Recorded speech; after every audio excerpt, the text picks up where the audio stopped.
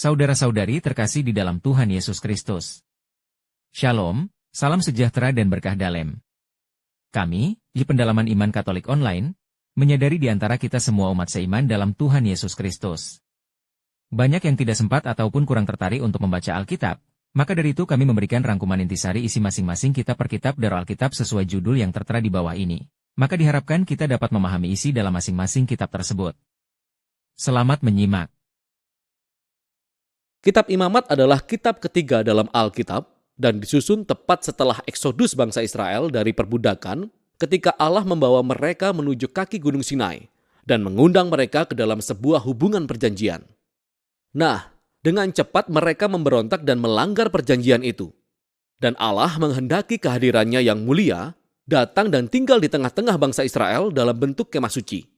Namun dosa-dosa bangsa Israel merusak hubungan itu. Sehingga di akhir kitab sebelumnya, yaitu Keluaran, Musa sebagai wakil bangsa Israel bahkan tidak bisa memasuki hadirat Allah di dalam kemah. Kitab Imamat diawali dengan mengingatkan kita akan masalah yang mendasar ini. Dikatakan bahwa Allah memanggil Musa dari dalam kemah. Jadi pertanyaannya adalah, bagaimana bisa bangsa Israel dalam keadaannya yang penuh dosa dan keegoisannya diperdamaikan dengan Allah yang kudus ini? Itulah isi dari kitab ini. Bagaimana Allah dengan penuh anugerah menyediakan jalan bagi semua orang berdosa dan bejat untuk tinggal dalam hadiratnya yang kudus. Nah, mari kita berhenti sejenak dan menyelidiki konsep penting ini bahwa Allah itu kudus. Hal ini sangat penting untuk memahami kitab ini. Kata kudus berarti dipisahkan atau unik. Dan dalam Alkitab, Allah terpisah dari segala sesuatu karena perannya yang unik sebagai pencipta segalanya, penulis kehidupan itu sendiri. Jadi, jika Allah itu kudus, ruang di sekitar Allah pun kudus, penuh dengan kebaikannya, kehidupan, kemurnian, dan keadilannya. Jadi jika bangsa Israel yang lalim dan berdosa ingin tinggal dalam hadirat Allah yang kudus, mereka pun perlu menjadi kudus. Dosa mereka harus diselesaikan. Itulah isi kitab Imamat. Nah, kitab ini memiliki desain simetris yang luar biasa. Kitab ini menggali 3 cara utama yang Allah lakukan bagi bangsa Israel untuk hidup dalam hadiratnya. Bagian luar adalah penjelasan upacara ritual yang harus dilaksanakan bangsa Israel dalam hadirat Allah yang kudus. Bagian berikutnya berfokus pada peran para imam Israel sebagai mediator antara Allah dan bangsa Israel. Dan di dalamnya terdapat 2 bagian yang serupa yang berfokus pada kemurnian bangsa Israel. Dan tepat bagian tengah kitab ada sebuah ritual kunci, yaitu hari pendamaian yang menyatukan seluruh kitab ini. Kitab ini ditutup dengan sebuah bagian pendek di mana Musa mengajak bangsa Israel untuk tetap setia pada perjanjian ini. Nah, mari kita menelusuri kitab ini. Bagian pertama membahas 5 jenis utama pengorbanan ritual yang harus dilakukan oleh bangsa Israel. 2 di antaranya adalah cara di Israel untuk mengungkapkan rasa syukur mereka kepada Allah dengan cara mengembalikan kepada Allah tanda simbolis karena Allah yang terlebih dahulu mengampuni mereka. 3 ritual korban lainnya adalah cara yang berbeda sebagai ungkapan penyesalan terhadap Allah. Jadi di Israel, saya akan mempersembahkan darah hewan sembari mengakui bahwa dosa mereka telah menciptakan lebih banyak kejahatan dan kematian dalam dunia Allah yang baik. Akan tetapi, alih-alih menghancurkan orang ini, Allah tentu saja ingin mengampuni mereka. Sehingga secara simbolis, hewan ini mati menggantikan tempat dan mendamaikan mereka, yang artinya menutupi dosa mereka. Melalui ritual-ritual ini, bangsa Israel senantiasa diingatkan akan kasih karunia Allah, tapi juga akan keadilannya dan betapa seriusnya kejahatan mereka, serta konsekuensi-konsekuensinya. Serangkaian ritual yang kedua memaparkan 7 perayaan tahunan bangsa Israel. Dan setiap perayaan tersebut menceritakan kembali sebagian berbeda dari kisah tentang bagaimana Allah menebus mereka dari perbudakan di Mesir dan membawa mereka melalui padang gurun dalam perjalanan menuju ke tanah perjanjian. Dan dengan merayakan perayaan-perayaan ini secara rutin, bangsa Israel akan mengingat siapa mereka sebelumnya dan siapa sejatinya Allah bagi mereka. Nah, sekarang bagian tentang para imam Israel. Ada Harun dan anak-anaknya yang pertama kali ditahbiskan untuk masuk hadirat Allah mewakili bangsa Israel. Dan di bagian ini, kita menemukan kualifikasi untuk menjadi seorang imam. Para imam dituntut untuk memiliki level integritas moral tertinggi dan melakukan ritual pengudusan karena mereka mewakili umat Israel di hadapan Allah, juga mewakili Allah bagi manusia. Sekarang kita paham mengapa kekudusan para imam itu sangat penting. Kembali ke bagian pertama, tepat setelah keluarga Harun ditakbiskan, dua orang anaknya berjalan dengan santainya tepat menuju hadirat Allah dan dengan terang-terangan melanggar aturan yang ditetapkan, sehingga mereka dibinasakan oleh kekudusan Allah saat itu juga.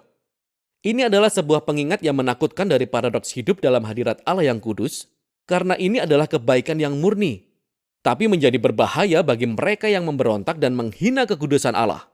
Karena itu sangat penting bahwa para imam Israel menjadi kudus, dan semua orang Israel juga menjadi kudus. Inilah yang akan dibahas pada bagian berikutnya. Pasal 11-15 adalah tentang ritual kemurnian yang dituntut dari semua umat Israel. Dan pasal 18-20 tentang kemurnian moral bangsa Israel. Inilah yang ada di balik semua bahasa kemurnian dan kenajisan. Karena Allah adalah kudus dan Dia terpisah, maka umat Israel sendiri perlu berada dalam keadaan kudus. Ketika mereka masuk ke dalam hadirat-Nya, inilah yang disebut menjadi bersih atau murni. Hadirat Allah tidak bisa dijangkau oleh siapa saja yang tidak dalam keadaan kudus. Dan inilah yang disebut menjadi tidak bersih atau cemar. Di Israel, kita bisa menjadi najis hanya dengan beberapa cara. Melalui kontak dengan cairan tubuh, terkena penyakit kulit, dengan menyentuh jamur, atau menyentuh bangkai. Nah, bagi umat Israel, ini semua berkaitan dengan kematian, kehilangan nyawa, yang membawa kita pada simbol inti dari semua konsep ini. Kita menjadi najis ketika kita terkontaminasi dengan menyentuh kematian. Bisa dikatakan demikian.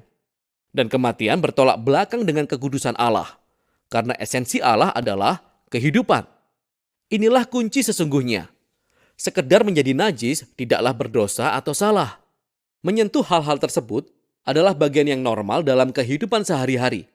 Dan kecemaran adalah keadaan sementara. Ini hanya berlangsung seminggu atau 2 minggu kemudian selesai. Apa yang salah atau berdosa adalah masuk ke dalam hadirat Allah dengan santai sambil membawa simbol-simbol kematian dan kecemaran ini dalam diri kita. Jadi jangan lakukan itu. Cara terakhir untuk menjadi najis adalah dengan makan hewan-hewan tertentu. Dan perintah makanan halal ada tepat di bagian ini.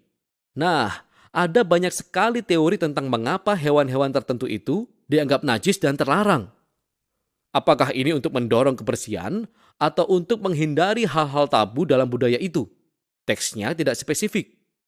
Namun poin dasar dari semua pasal ini sangat jelas. Semua ini merupakan rangkaian simbol-simbol kebudayaan yang rumit yang mengingatkan bangsa Israel bahwa kekudusan Allah haruslah mempengaruhi semua area kehidupan mereka. Bagian berikutnya adalah tentang kemurnian moral bangsa Israel. Umat Israel dipanggil untuk hidup berbeda dari orang Kanaan. Mereka diperintahkan untuk peduli kepada orang miskin daripada mengabaikannya. Mereka harus memiliki level integritas seksual tinggi dan menggalakkan keadilan di seluruh negeri. Pada bagian tengah kitab ini, kita menemukan sebuah penjelasan panjang dari perayaan tahunan bangsa Israel, yaitu Hari Pendamaian. Kemungkinannya, tidak setiap dosa dan pemberontakan umat Israel ditutupi melalui pengorbanan secara individu. Sehingga setiap setahun sekali, imam besar akan mengambil 2 ekor kambing jantan. Salah satunya akan menjadi korban penghapus dosa dan menghapus dosa bangsa Israel, dan yang lain disebut kambing hitam. Imam akan mengakui dosa bangsa Israel dan secara simbolis meletakkannya pada kambing ini, kemudian melepaskannya ke padang gurun. Sekali lagi, sebuah gambaran kuat dari keinginan Allah untuk menghapus dosa dan semua konsekuensinya dari umatnya, sehingga Allah bisa hidup bersama mereka dalam damai.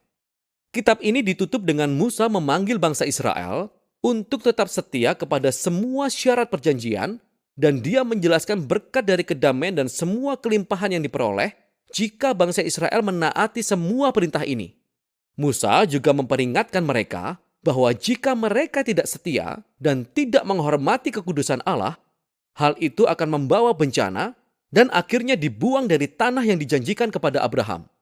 Nah, jika Anda ingin melihat bagaimana imamat cocok dengan alur cerita besarnya, sangat membantu untuk melihat kalimat pertama pada kitab selanjutnya dari Alkitab, yaitu Bilangan.